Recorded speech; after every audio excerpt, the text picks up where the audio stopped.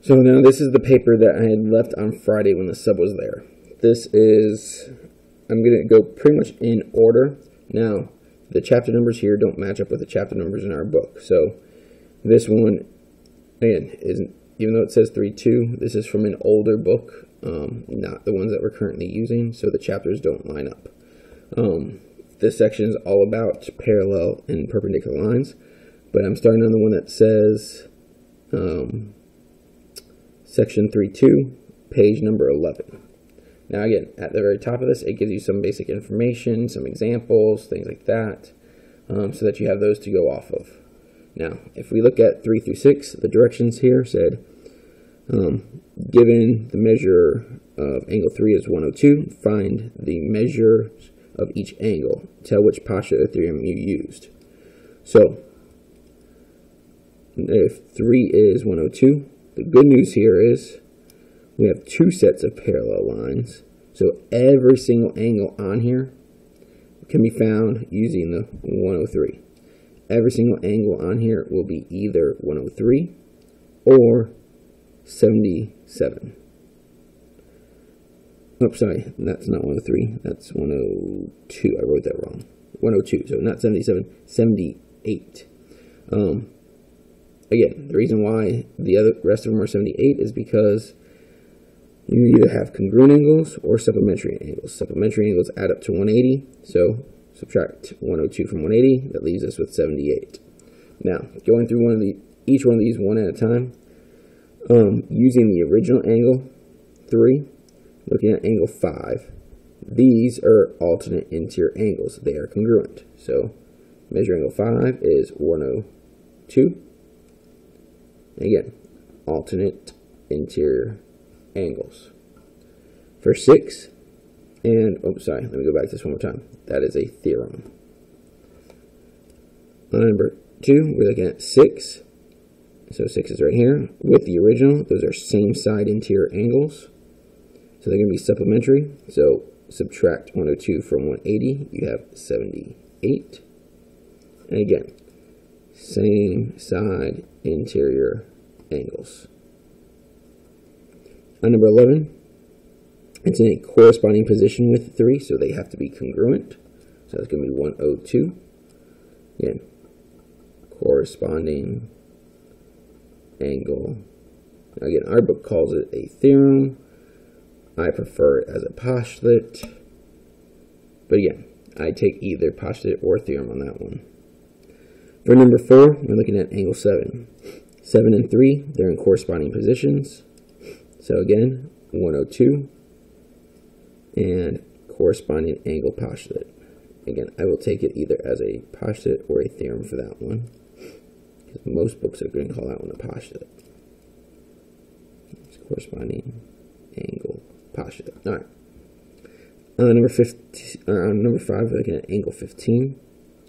Those are also in corresponding positions. So that's also 102.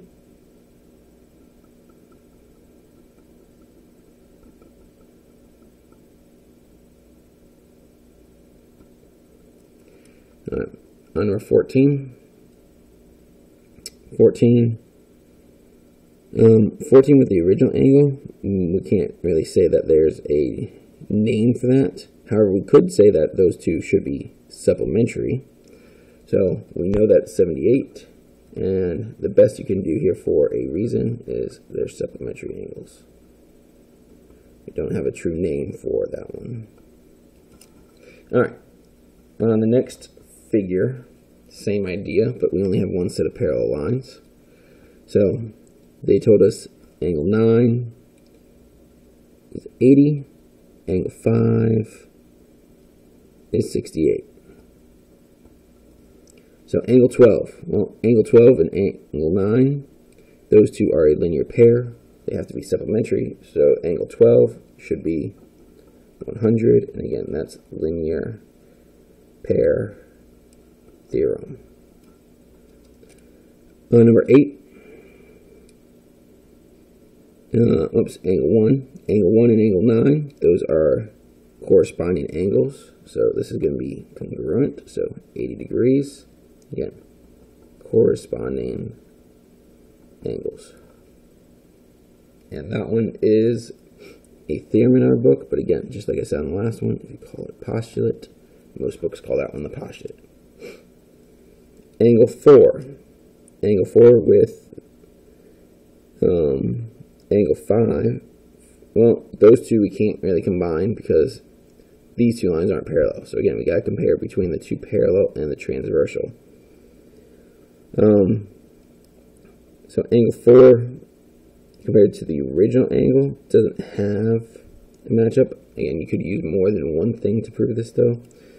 But again, 4 is going to be the same, is going to be a different measure. It's going to be 100. I'm going to leave the reason blank because again, it could be a combination of a couple of them since they're on two different transversals of those parallel lines. Because again, those transversals are not parallel. On number 10, angle 3. Angle 3, alternate interior with angle 9. So they're going to be congruent. This is going to be 80. Again, alternate interior angles. Angle 7 makes vertical angles with angle 5. So they should be congruent. It should be 68. Vertical angle theorem.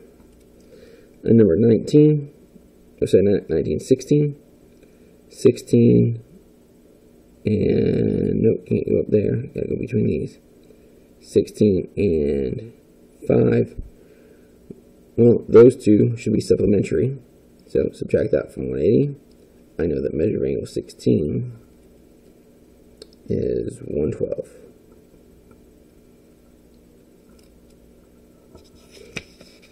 Alright. Going over to the next one. Again, there's some examples there. The main idea here, we're dealing with triangles and parallel lines. In a triangle, all the angles have to be equal to 180. Actually, you know what? We're not quite to triangles. Triangles is on the next part of this. So this one we're just dealing with parallel lines. Now, I'm going to highlight these lines a little bit just so you can see. Look, there's our transversal. There's our two parallel lines. It's no different. It's just in the shape of a triangle, but we don't need any of that other information. We just need to know the fact that these are parallel. So the two that have X in them, we can set those equal since they're in corresponding position. Bring the 5 over, that gives us 15. Bring the 4 over, that just gives us X. 15 is X is equal to 15. Plug it back in. Doesn't matter which one you plug it back into. Let's just do the second. 4 times 15 is 30. No, sorry, 60. 60 plus 10 is 70. So this angle 70, this angle 70. For Y, well, if this is 70, these are same side interior, so this one must be equal to 110. So if this is equal to 110, we can solve. We have 6y minus 4 equals 110. Add 4. Divide by 6.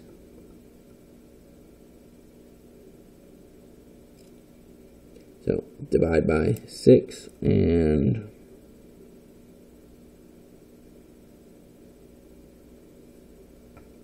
that doesn't go into it evenly.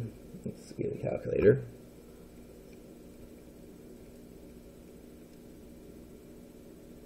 Or actually, does that go in evenly? Yep, it does go in evenly because if I had 6 more here, that'd be 120, and 6 would go into 120 20 times. So this must be 19. So we don't even need a calculator for that one. We got our two answers. We got our X. We got our Y. Go over to number 2. And these angles are on the same transversal, so I can use these two together. These are the same transversal. I can use those together. Now, in each case, they're same side interior angles, so we know they must be supplementary. So 3y plus 18 plus 90 equals 180. If I subtract 90 off, I'd be left with 90. Subtract 18 off of that, I'd be left with 72. So 3y equals 72 after you move both of those over to the other side. Divide by 3. 72 divided by 3, I think is 27. Let me double check that.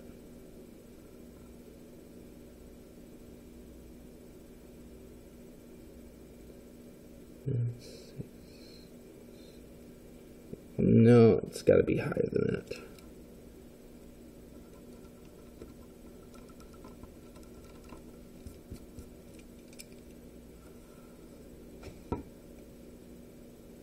Let's see. And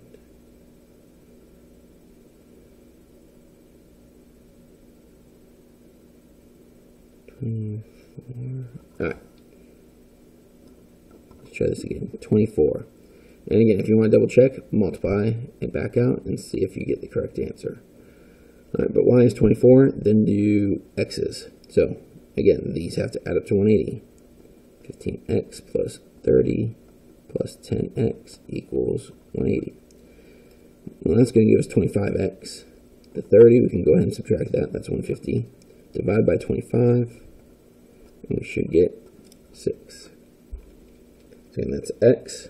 We already found y was 24. So they're completely separate problems. Number 3, again, more parallel lines.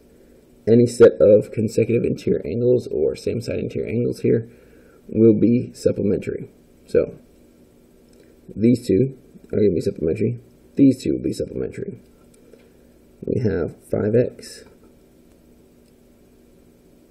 plus 11x plus 4 equals 180. 5 and 11,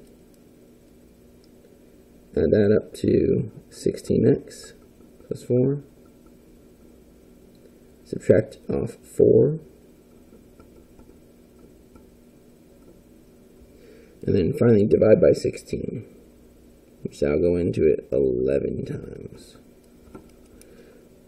So we have x, we still need the other one. So if we plug 11 into this one, we know that this is now 55. If that's 55, we could find either one of these. Let's do this one. So we got, if this is 55, this whole equation, or that expression, should now equal 125. So we have the equation set equal, bring the 5 across, 13y equals 130, divide by 13, and you get 10.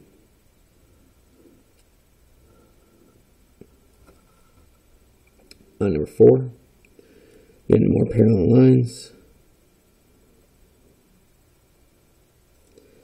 The ones with the x's are alternate interior angles. So I'd do that first. 5x minus 20 equals 3x.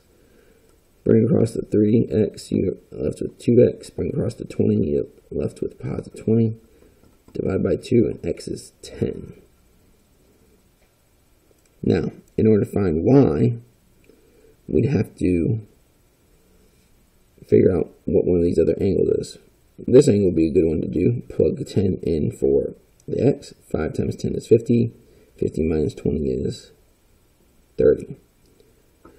Now, we also have to find y. So if I know this angle is 30 and all of these add up to 180, I can say 2y plus 4y, which is 6y, plus 30 equals 180.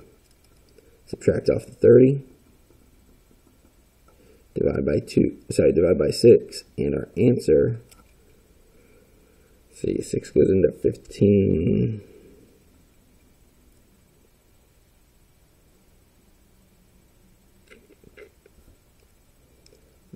2, carry 3, that'd be 25 times. So again, those are our two answers. On the next one, find the value of the variables in each figure, explain your reasoning. So some of them are more straightforward than others. So we have these two are same side interior. If that's 106, this would be 74. So we already know x equals 74. X and 2y are in the same position, so I know that 2y equals 74. Divide off 2, and we get 37 currently. We also had z. Well, z is in the same position as the 106, so we know that for z plus 6 equals 106. Subtract off the 6 for z equals 100. Divide by 4. And you get 25. So we have all three values we were trying to solve.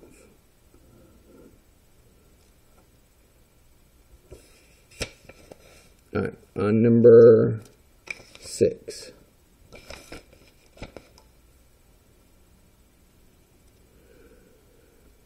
On this one we have two parallel lines. We have a few different things. Well, we know this entire thing is a straight angle, so it should be 180 degrees in total. So we have 2x, x, and 90 have to add up to 180. So that'd be 3x plus 90 equals 180. Subtract off the 90. 3x equals 90. Divide by 3, and x is 30.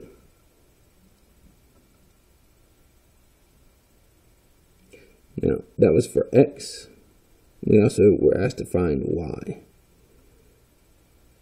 Oops, and z. So, z would be, they're both pretty easy. Let's do 2y next. 2y and x, these two angles should be congruent. So we already know x is 30, so 30 equals 2y. Divide by 2, and y is 15. And z, so I got x, I got y. For z, we know that x is 30, so again, if we subtract from 180, that leaves us with 150. So, z, 150. Alright, on the back.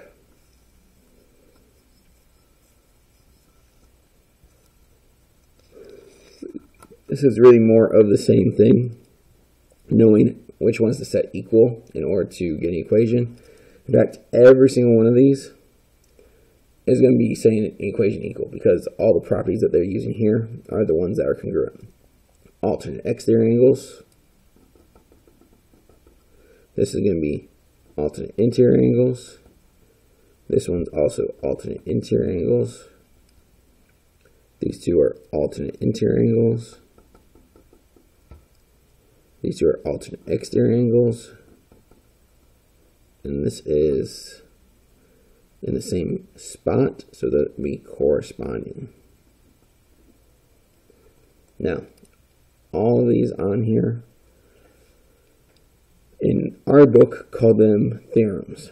The only one I'd argue that with is corresponding. Corresponding angle postulate would also be acceptable. The rest of these are theorems.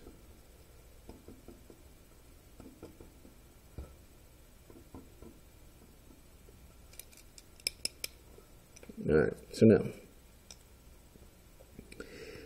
I wrote down what each of the angular relationships was here, which theorem I'd be using, and then we need to, well, let's take that one step back.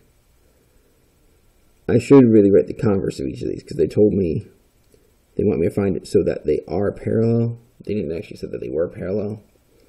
So just be careful of some wording. On here, these two, we're going to set them equal and solve. So 5x minus 5 is equal to 6x minus 20.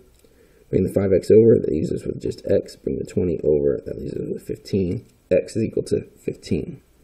Yeah, all these can pretty much be done the same way. Alright. Let's go over to this proof. for the proof,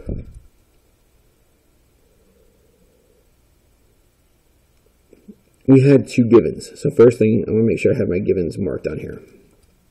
So you should always try to start with a given. So that one was given up there in the beginning. And then it says given over here for another reason. That has to be this other one that was not given to us. So angle 1 is congruent to angle 5. Also, what we're trying to prove should always be that last statement. So L is parallel to M, and R is parallel to S. Now, I haven't really even read this entire problem, but just based on the information that's given, I can follow this logically and figure out where are these steps coming from. So the next step was 13 and 15. Well, 13 and 15 on here are vertical angles. So we know that they are congruent because of vertical angle theorem. Now, I saw a lot of people in this paper tried to say, oh, 5 and 13. There's 5, there's 13, the corresponding angles. So I'm going to say corresponding angles definition, corresponding angles theorem. Well, that's wrong in both cases, because what we're trying to prove is that the lines are parallel. We don't know anything about parallel lines yet. So what we do know about these two is that both 5 and 13 were used in these last two problems. And we can basically just combine them to get rid of the angle that was angle 15. So 15 is there for both of them. Combine those two together. That's going to be our transitive property of congruency. Transitive property of congruency. Now, from here to here, we're now saying that we are dealing with parallel lines. Anytime we go from having statements to saying, all right, now the lines are parallel, and they didn't tell us originally that they're parallel, it's going to be one of those converses we stated the other day.